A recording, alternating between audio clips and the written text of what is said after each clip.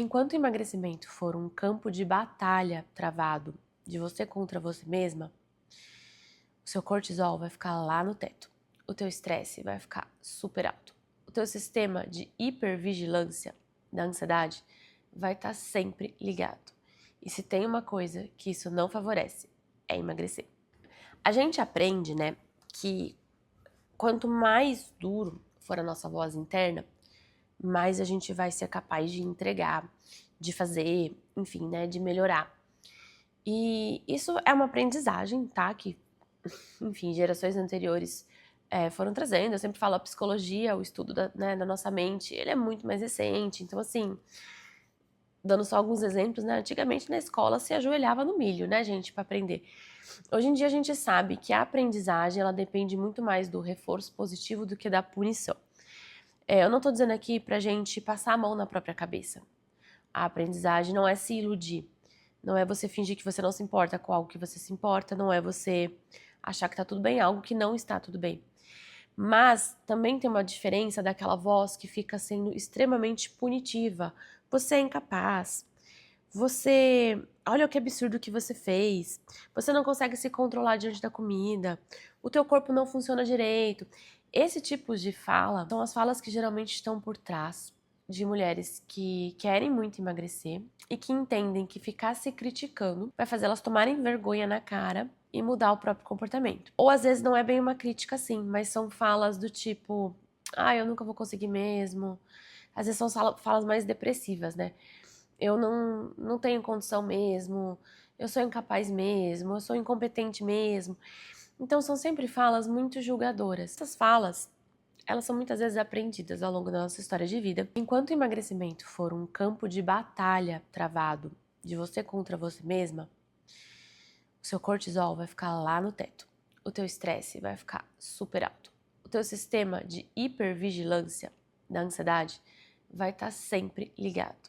E se tem uma coisa que isso não favorece, é emagrecer. Quanto mais estresse, mais impulsividade. Quanto mais impulsividade, mais busca por recompensas rápidas o teu cérebro, o teu sistema nervoso passa a ter. E adivinha, né? Onde que a gente tem dopamina super rápida, né? O sistema recompensa rápida ativa super fácil com a comida. Então não é à toa que você se percebe sendo tão dura com você mesmo e ao mesmo tempo tão descontrolada nos outros momentos, quase como se você não tivesse mais domínio sobre você mesmo. E não tem mesmo, porque o seu sistema nervoso fica todo bagunçado nessa situação. Quanto mais você se pune, mais a chance de você descompensar na comida.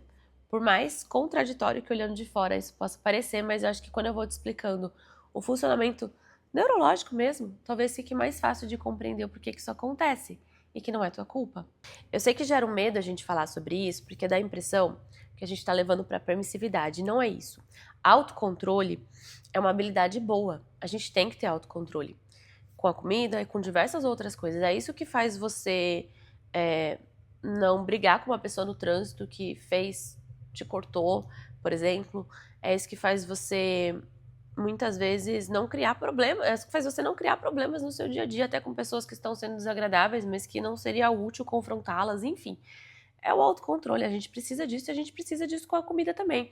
Eu sempre dou um exemplo, é o autocontrole que te faz ir trabalhar ao invés de ficar em casa fazendo nada, assistindo Netflix ou indo pro clube, pra piscina, né? Quando você sabe que você precisa trabalhar.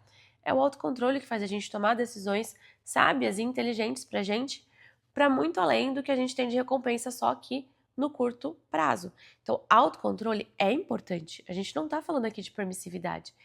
Mas o que eu tô tentando te explicar é que existe uma forma sábia e tranquila da gente treinar e ativar esse autocontrole, e existe uma forma distorcida, carregada de culpa. Autocríticas muito pesadas, de autocríticas que não vão te ajudar, que na verdade só vão piorar o teu processo. O que que muda, tá? Quando você sai dessa guerra. É isso que a gente vai trabalhar agora, tá? Não estamos falando aqui de aceitação.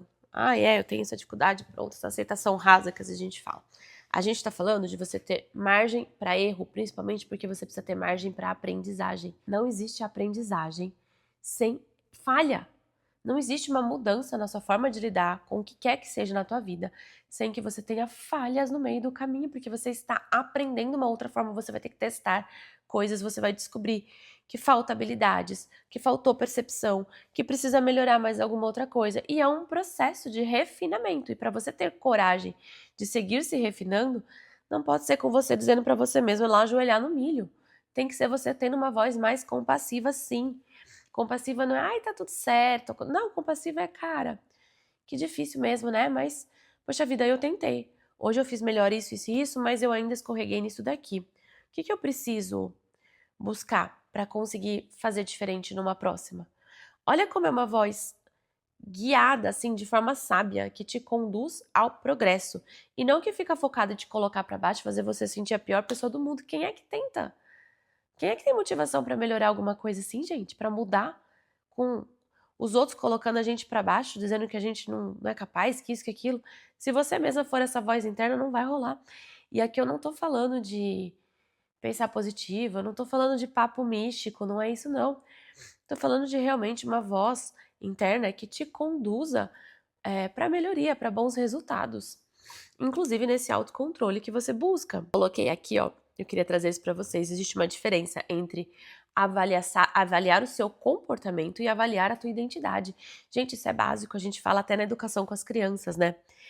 Eu sempre dou esse exemplo, a gente não fala, você é muito mal educado, você é muito... Não, a gente fala, isso que você fez não é legal, isso que você fez não se faz. Isso daqui não é... A gente fala sobre comportamento, a gente não fala sobre identidade. Por quê? Isso é muito sério, tá bom, gente?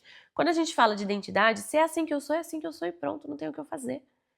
Existem diversos estudos na psicologia, principalmente na infância, mostrando que quando a gente se funde com uma identidade negativa, a gente entra num desamparo de aprendizagem, porque não tem como eu mudar algo que eu já sou. É muito diferente quando a gente está falando de comportamento. Se o meu comportamento não está legal, isso pode ser mudado. É a minha ação, não é quem eu sou como pessoa. A gente está sempre mudando a nossa forma de agir. A gente pode melhorar. Então, da mesma forma que a gente não fala para uma criança que está tentando andar de bicicleta, não está conseguindo, e ela cai. Você não fala, nossa, como você é burro. Você nunca vai conseguir andar de bicicleta, você é muito descoordenado. Pronto, gente, acabou. Né? Acabou a vontade de tentar. Só se for uma criança muito raivosa, assim, muito tipo, eu vou agora mostrar pra todo mundo. E ela vai agir com base na raiva, mas nem sei se vai ser uma coisa tão positiva. O que a gente faz não é isso. Olha, realmente é difícil, né? Às vezes a gente cai, escorrega, faz parte, né? De andar de bicicleta, mas você tá indo muito bem. Você tá conseguindo segurar, tá conseguindo equilibrar aqui, ó. Vai cair de novo, se prepara que já já você cai, mas vai tentando. Vai tentando que você vai pegar o jeito. O que será que a gente precisa? Vamos mudar para um chão mais reto? Vamos tentar mais devagar? Você quer uma ajuda? Quer que eu dou a mão aqui junto para você? O que pode ajudar? Vamos treinar mais vezes, né? Talvez você esteja treinando só uma vez por mês. A gente pensa em soluções. Mas o olhar, a voz, ela é compassiva. Vocês conseguem entender a diferença?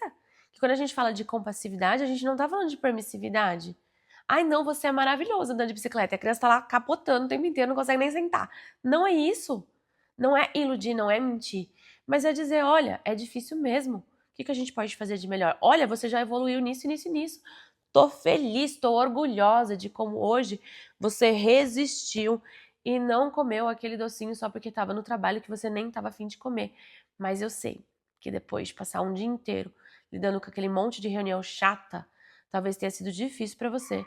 Recusar um lanche com seu marido no final do dia, ainda mais que estava tão bom ali com ele, né? Seu porto seguro. O que a gente pode pensar numa próxima? Talvez comer meio lanche, talvez chegar em casa aí primeiro, tentar me conectar com o meu cansaço, com o que eu tô sentindo, dar uma relaxada antes de eu ir direto pra comida. Olha que diferença na forma de lidar. Não existe guerra, gente, não precisa disso. Espero que esse vídeo tenha te ajudado a diferenciar e criar uma oportunidade de você ter uma relação mais saudável, tanto com o teu processo de emagrecimento, quanto com você mesmo e com as vozes internas aí da sua cabeça e com as suas emoções.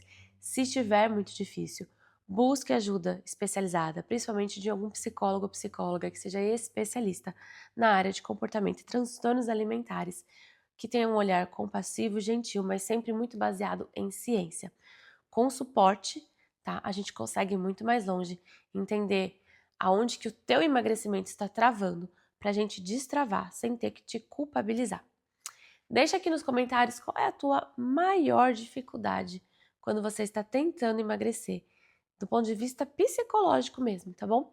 Se você não curtiu o vídeo ainda, curte. Se você ainda não está inscrito no canal, se inscreva para você receber as próximas atualizações.